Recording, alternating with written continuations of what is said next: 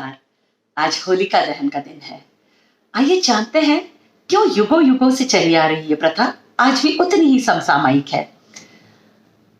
जब राजा हिरण्यकश्यप ने ब्रह्मा जी का अथक तप कर उनसे अमृतत्व के निकट का वरदान प्राप्त किया, क्योंकि जैसी मृत्यु उसने मांगी वो असंभव के करीब थी।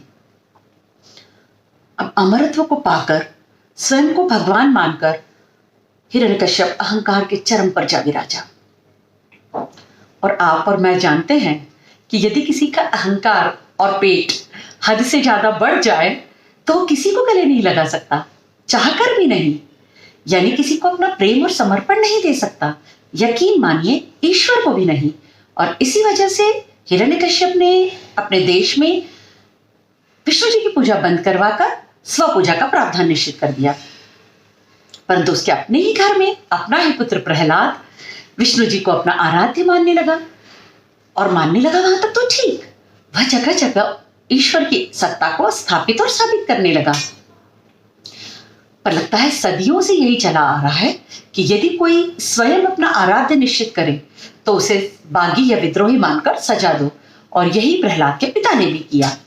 पिता होते हुए भी अपनी सत्ता या अपनी स्वमान्य ईश्वरत्व को खोने के डर से उसने प्रहलाद को मारने की कई कोशिशें की और करवाई। परंतु प्रहलाद की अटूट निष्ठा, उसका आत्मबल या ईश्वर में आस्था उसका बाल भी बांका नहीं कर पाई। अब अंत में हिरण्यकश्यप की बहन होलिका की सहायता ली गई। होलिका को ईश्वर से एक ऐसा चमत्कारी दुशाला प्राप्त था जिसे अग्नि नहीं जला सकती थी। अब सत्ता का खौफ कहे या भ्रातृ प्रेम, होलिका भी इस साजिश में शामिल हो गई।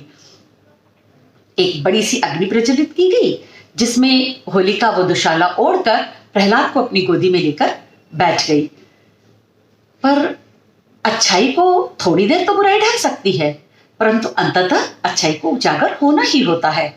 और कुछ बुराई के विनाश हेतु पवन का ऐसा वेग चला कि दुशाला होलिका पर से उतरकर प्रहलाद पर आ गया और होलिका जलकर उस अग्नि में भस्म हो गई। अब मित्रों, इससे और प्रहलाद से, इस कथा से हम ये सीख सकते हैं कि आपका जन्म चाहे जिस कुल या गोत्र में हुआ हो, जन्म आपकी नियति निर्धारित नहीं करता। आपके नियति को आपके अपने कर्म, आपका अपना आचरण, आपका अपना व्यवहार निर्धारित करता है। तो मित्रों, आज इस दहन में, इस होलिका में हम सभी अपने अपने अंतर की कमजोरियों को पहचान कर उसका दहन करें और अपने जीवन को रंगीन करें।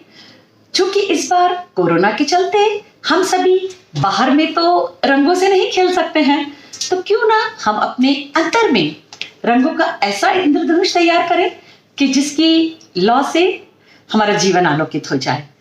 तो इस दहन बस यही कामना कि अहंकार तिरोहित हो, अहंकार तिरोहित हो, सदाचार का प्रसार हो, प्रेम की वर्षा अनवरत रहे, नफरत का नाश हो और दुनिया रंगीन रहे और सबके जीवन में प्रकाश हो।